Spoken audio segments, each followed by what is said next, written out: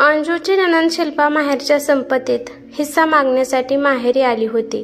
अंजूच्या सासूचे पण म्हणणे होते की वडील या जगात नाहीत तेव्हा दोघा बहीण भावांमध्ये संपत्तीची समान वाटणी करून टाकली पाहिजे। परंतु अंजू आणि तिच्या नवऱ्याचं अमितचं म्हणणं होतं की कसलीही वाटणी व्हायला नाही पाहिजे, कारण की बहीण शिल्पाच्या सासरी संपत्तीची काहीच कमी नाहीये आणि शिल्पाच्या लग्नामध्ये वडिलांनी खूप खर्च केला होता।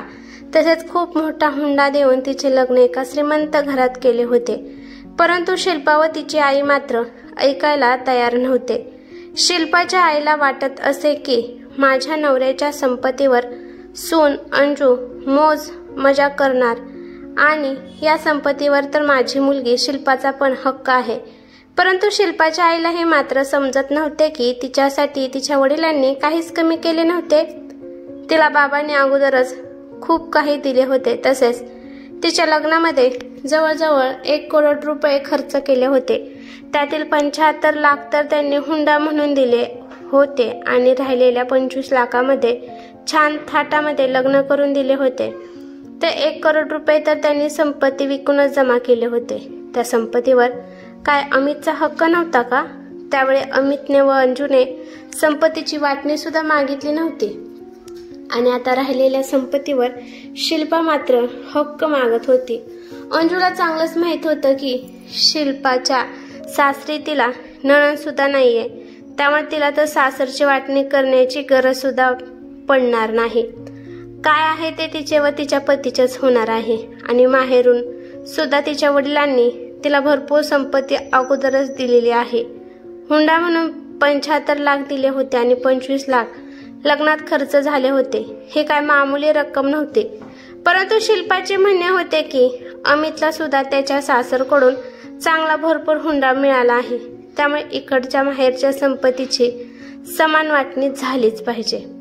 तेव्हा अंजू म्हणाली, हो, मला माझ्या माहेरून भरपूर हुंडा मिळाला आहे आणि ती माझ्या माहेरची संपत्ती आहे, परंतु तुला त्याच्याशी काय देणे घेणे आहे आणि मी तुझ्यासारखी माहेरी नाही चालले माहेरच्या संपत्तीची वाटणी मागायला।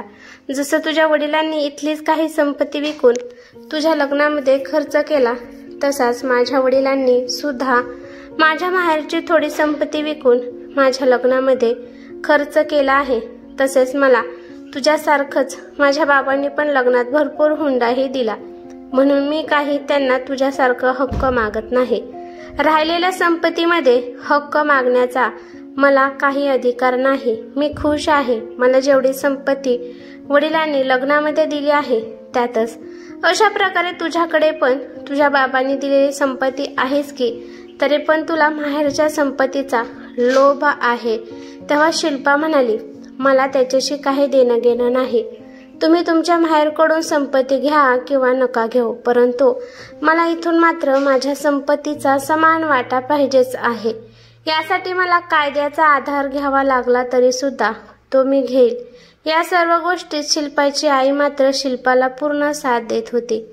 अमित म्हणाला, ठीक आहे, तुला संपत्तीचा हिस्सा देतो, पण त्याबरोबर आईची सुद्धा अर्धी जबाबदारी तुला घ्यावी लागेल। तेव्हा शिल्पा म्हणाली, अशा भावनिक गोष्टीचा माझ्यावर काही परिणाम होणार नाही। जे कायद्याने मला मिळणार आहे ते मिळेलच। असलं काही मला बोलून मी माझा इरादा बदलणार नाही। अंजू व अमितच्या लक्षात आलं होतं की आई व शिल्पा या संपत्तीची वाटणी केल्याशिवाय गप्प बसणार नाहीत। आईला तर हेच सहन होत नव्हतं की त्यांची सून त्यांच्या नवऱ्याच्या संपत्तीवर ऐश करेल। मुलीला संपत्ती देण्याच्या नादात त्यांना त्यांचा मुलगा दिसतच नव्हता आणि हे पण कळत नव्हतं की अगोदरच मुलीच्या लग्नामध्ये वडिलांनी बरीच संपत्ती विकली होती। त्या संपत्तीची तर अमितला काही वाटणी पण मिळाली नव्हती। परंतु अंजू व अमितला समजून चुकले होते की आता काहीच होऊ शकत नाही, वाटणी तर होणारच आहे। तेव्हा अमित म्हणाला की संपत्तीची वाटणी करण्यासाठी मी उद्याच वकिलांना बोलवून घेतो। कायदा तर नक्कीच बरोबर वाटणी करेल संपत्तीची। हे ऐकून शिल्पा व तिची आई मात्र खूप खुश झाले। दुसऱ्या दिवशी वकील साहेब घरी आले। वकील साहेबांनी सगळ्यांना बोलवून घेतले तेव्हा शिल्पा, तिची आई तसेच अंजू आणि अमित तिथे आले। तेव्हा वकील साहेब म्हणाले की सगळे लोक आलेच नाहीत, पहिल्यांदा सर्व लोकांना बोलवून घ्या, मग संपत्तीची वाटणी करायला सुरुवात करू। तेव्हा शिल्पा म्हणाली, काका सर्व लोक तर आले आहेत, अजून कोणीच राहिलं नाही। त्यावर वकील साहेब म्हणाले, अजून 3 लोक राहिले आहेत। अमितने मला त्यांचा नंबर दिलेला आहे, त्यांना कॉल केला आहे, येतीलच ते लवकर। आता मात्र शिल्पा खूप हैराण झाली की नक्की अजून कोण राहिला आहे। तेवढ्यात शिल्पाने पाहिलं की तिच्या 3ही आत्या येत आहेत। त्यांना पाहून शिल्पाची आई म्हणाली की तुम्ही आज इकडे अचानक कसं काय आलात? त्या आत्या म्हणाल्या की आम्ही असं ऐकलं आहे की तुम्ही लोक संपत्तीची वाटणी करायला लागलेला आहात, त्यामुळे आम्ही इथे आलो आहोत। तेव्हा शिल्पा म्हणाली, संपत्तीची वाटणी माझ्यात व माझ्या भावातच होणार आहे, तेव्हा तुम्ही इथे कशाला आलात? तेव्हा वकील साहेब म्हणाले, शिल्पा संपत्तीची वाटणी कायद्याने होत आहे, त्यामुळे कायद्याच्या नियमानुसार संपत्तीची वाटणी होईल, तुझ्या म्हणण्यानुसार नाही। तुला वाटतंय माझ्यात व माझ्या भावातच संपत्तीची वाटणी झाली पाहिजे, तर तसं नसतं, कायदा सगळ्यांसाठी सारखाच असतो। माझ्याजवळ सगळे संपत्तीचे कागद आले आहेत, त्यामुळे मी त्यानुसार वाटणी करतो। शिल्पा व तिच्या आईला तर समजतच नव्हतं की हे सगळं काय चाललेलं आहे। वकील साहेबांनी बोलणे सुरू केले, तुमची सर्व काही वडिलोपार्जित संपत्ती जी अमितच्या आजोबांच्या नावावर आहे, तर त्यावर फक्त तुमच्या वडिलांचा नाही तर सर्व मुलांना सारखाच हक्क आहे। तर सर्व जमिनीची लगभग किंमत 4 करोडची निघालेली आहे, तर नियमानुसार प्रत्येक मुलांना 1-1 करोड रुपये मिळाले पाहिजेत। अमितच्या वडिलांचे 1 करोड व 3 आत्यांचे प्रत्येकी 1 करोड। अमितच्या वडिलांनी अगोदरच काही जमीन विकलेली आहे की ज्या जमिनीवर 3 आत्यांचा सारखाच हक्क होता आणि त्यावेळी त्यांना तर विचारलं सुद्धा नव्हतं। तुमच्या वडिलांनी जमीन विकून मुलीचे लग्न करून दिले होते, तर त्यातील 75 लाख 3 आत्यांच्या हिशोबाने मिळून होते। त्यात अमितच्या व शिल्पाच्या वडिलांचे हिश्श्याचे फक्त 25 लाख होते, परंतु जी 1 करोडची जमीन शिल्पा व अमितच्या हिश्श्यामध्ये जात आहे ती विकून राहिलेले 75 लाख रुपये 3 आत्यांच्या मालकीचे आहेत, ते त्यांना दिले जातील आणि राहिलेल्या 25 लाख रुपयांमधील 12.5 लाख शिल्पाला व 12.5 लाख अमितला दिले जातील। आता राहिले हे घर, तर या घराचे कागदपत्र सुद्धा अमितच्या आजोबाच्याच नावावर आहेत। या घराचे सुद्धा 4 हिस्से होतील, 3 आत्यांचे 3 व 1 अमितच्या वडिलांचा। हे घर 2 मजले आहे, त्यामुळे खालच्या मजल्याचे 2 हिस्से व वरच्या मजल्याचे 2 हिस्से होतील। त्यात तुम्ही लोक सर्वांनी मिळून ठरवा की घराचा कोणता हिस्सा कोणाला पाहिजे आहे आणि जो हिस्सा अमितच्या वडिलांना मिळणार आहे त्याचे पण 2 हिस्से होतील। त्यातील अर्धा हिस्सा अमितचा व अर्धा हिस्सा शिल्पाचा होईल। हे सगळं ऐकून मात्र शिल्पा व शिल्पाच्या आईची हालत खराब झाली। इतके दिवस शिल्पाची आई स्वप्न बघत होती की सर्व जमीन विकून 4 करोड रुपये मिळतील आणि 2-2 करोड दोघा बहीण भावात वाटून मिळून जातील। आपल्या मुलीला चांगलीच भरपूर संपत्ती मिळेल आणि कशाचं काय, इथं तर हातात फक्त 12.5 लाख रुपयेच येणार होते आणि शिवाय एवढ्या मोठ्या घराचे पण 4 हिस्से होणार होते आणि त्यातही परत अमित व शिल्पाचे 2 हिस्से होणार असल्याचे बोलले जात होते। 3 आत्या मात्र खूप खुश होत्या आणि म्हणत होत्या की आम्ही तर स्वप्नात सुद्धा विचार केला नव्हता की आम्हाला या वयात इतकी मोठी संपत्ती मिळेल आणि ते पण आपल्या माहेरकडून। तेव्हा शिल्पाची आई रागाने बोलली की लाज कशी वाटत नाही तुम्हाला की या वयामध्ये माहेरची संपत्ती घ्यायला आले आहात? तेव्हा 3 आत्या म्हणाल्या, आम्हाला का लाज वाटेल वहिनी, जर आमची भाची माहेरी येऊन स्वतःचा हिस्सा घेत असेल तर आम्ही का आमच्या माहेरचा वाटा घेऊ शकत नाही? कायदा तर सर्वांसाठी सारखाच असतो ना। हे सर्व बोलणे ऐकून शिल्पाला तर जणू काही झटकाच बसला होता। कुठं ती स्वतः 2 करोड रुपयाची मालकीण होण्याची स्वप्न पाहत होती आणि इथं तर तिच्या आत्याचं 1 करोड रुपयाच्या मालकीण होऊन बसल्या होत्या। आता मात्र शिल्पाला व आईला कुठल्याही प्रकारची वाटणी करायची नव्हती, परंतु अंजू व अमितला मात्र वाटणी पाहिजे होती। तेव्हा अमित म्हणाला की आता वाटणी तर होणारच आहे। तेव्हा शिल्पा म्हणाली, काय दादा रे, कसल्या गोष्टी करत आहेस, मला तर कोणतीच वाटणी नको आहे। आई पण म्हणाली, वेडा झालास का अमित, चांगली संपत्ती आहे आपल्याकडे, कशाला वाटणी करायची, कशाला आपली संपत्ती आत्यांच्या घरी जाऊ देतोस। तेव्हा अंजू म्हणाले, आई आता असं का, जेव्हा आपल्या घरातील संपत्ती शिल्पाच्या घरी जाणार होती तेव्हा तर तुम्हाला काही अडचण नव्हती, पण ही संपत्ती आता आत्याच्या घरी जाणार आहे तर तुम्हाला अडचण येत आहे। आता तर वाटणी होणारच आहे आणि ते पण कायद्यानुसार, एक विटेची वाटणी होणार। तेवढ्यात आई जोरात ओरडली, नाही नाही, काहीच वाटणी होणार नाही। यावर वकील साहेब म्हणाले की मॅडम, कायदा आपल्या म्हणण्यानुसार नाही चालत, तुम्ही स्वतः मला इथे वाटणी करण्यासाठी बोलावले आहे आणि जेव्हा कायदेशीर वाटणी होते तेव्हा ती तशीच होत असते, दुसरा काही मार्ग नाही। तरी सुद्धा शिल्पाची आई ओरडली, नाही नाही, मला अजिबात वाटणी होऊ द्यायची नाही। तेवढ्यात शिल्पाच्या आत्या म्हणाल्या की आम्हाला तर वाटणी पाहिजे आहे। अंजू आणि अमित सुद्धा म्हणाले, आम्हाला सुद्धा वाटणी पाहिजे आहे। आता मात्र शिल्पा व तिच्या आईला काय करावे हे समजेना झाले। त्यांनी स्वतःच्या पायावर कुऱ्हाड मारून घेतली होती। अंजू आणि अमित शिल्पाला म्हणाले की हे बघ शिल्पा, आता वाटणी तर होणारच आहे आणि त्या नियमानुसार तुला आता इथे येऊन तुझ्या वाटणीची आईची सुद्धा सेवा करावी लागेल, कारण की आईची जबाबदारी फक्त माझ्या एकट्याची नाहीये।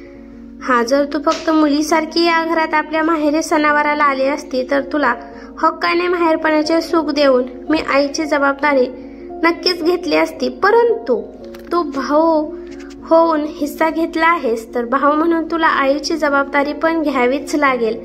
आजपासून तू माझी बहीण नाही तर भाऊ आहे, त्यामुळे तुला इथे राहून आईची जबाबदारी घ्यावीच लागेल।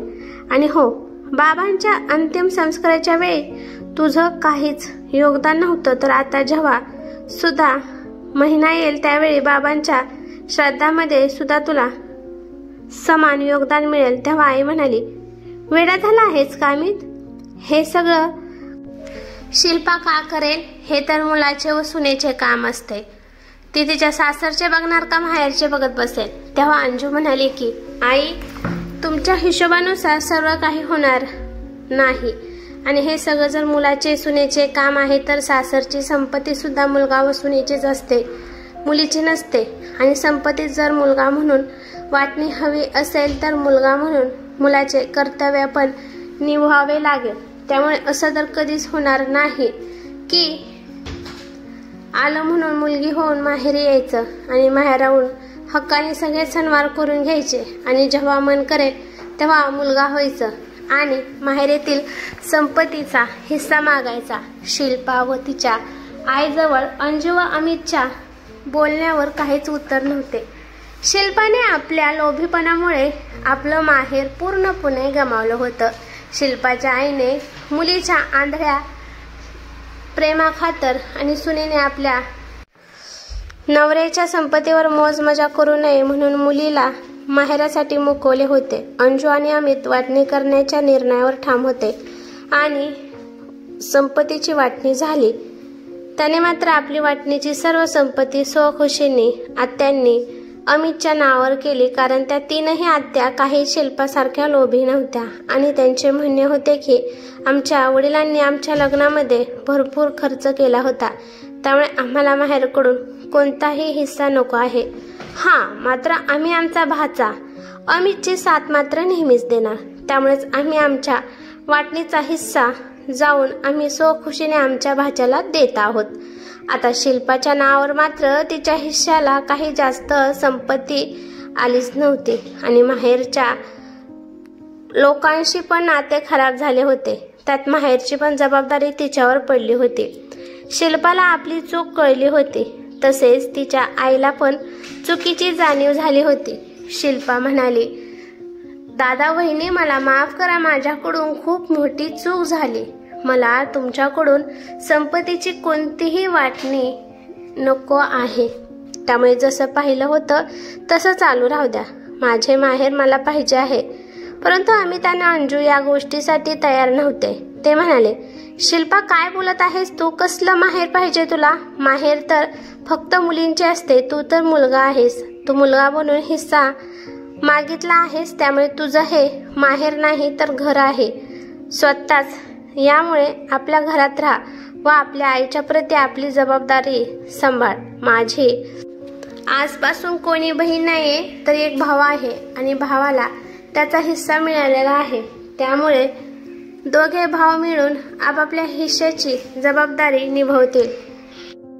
तेव्हा शिल्पा म्हणाली, दादा असे कसे होईल? माझे सासरचे बघू का माहेरचे बघत बसू? मला माझ्या सासरचं घर जास्त जरूर आहे, कारण तिथे सगळी जबाबदारी माझ्यावर तर आहे। मी माहेरी जाऊन सारखी आईची काळजी घेऊ शकेल? तेव्हा अंजू म्हणाली, हा सगळा विचार तर अगोदर करायला पाहिजे होता। तेव्हा शिल्पाची आई म्हणाली, अंजू अगं तू हे काय बोलत आहेस? तुला माहिती आहे ना का, आपल्यात नणंदचं नाव घेऊन बोलले जात नाही, तिला वंश म्हणावे लागते। तेव्हा अंजू म्हणाली की, आई तुम्ही हे काय बोलत आहात? जोपर्यंत शिल्पा माझी नणंद होती तोपर्यंत मी त्यांना वंशच म्हणत होते, परंतु ती आता माझी नणंद नाही राहिली तर ती माझा आता छोटा दीर झाली आहे आणि छोट्या दीराचे नाव घेऊनच बोलले जाते। असे म्हणून अंजू आपल्या तिन्ही आत्यांना सोडण्यासाठी गेटपर्यंत गेले आणि जाता जाता त्यांना म्हणाले की, आत्या तुम्ही सर्वजणी सणावारासाठी माहेरी नक्की येत जावा, कारण की माहेरी मुली आल्या तरच माहेरची शान असते। माहेरचे घर उजळून निघते आणि या घराच्या मुली तर तुम्हीच आहात। तेव्हा सगळ्यांजणी सणावाराला, राखीला, दिवाळीला नेहमी माहेरी येत जावा। आणि आत्याला सोडून आल्यानंतर अंजू व अमित गपचूप आपल्या रूममध्ये निघून गेले। शिल्पा व त्याची आई त्या दोघांकडे नुसते पाहतच राहिले, कारण त्यांना बोलावे असे काहीच उत्तर दोघींकडे नव्हते। त्या दोघींनाही खूप चांगल्या प्रकारे समजून चुकले होते की आज आपल्या लोभीपणामुळे तसेच मूर्खपणामुळे आपल्या शिल्पाचे माहेर कायमचे संपून गेले आहे। तर कशी वाटली कहाणी मित्रांनो? आवडली असेल तर लाईक करा आणि नवीन असाल तर चॅनलला सबस्क्राईब करायला विसरू नका। धन्यवाद।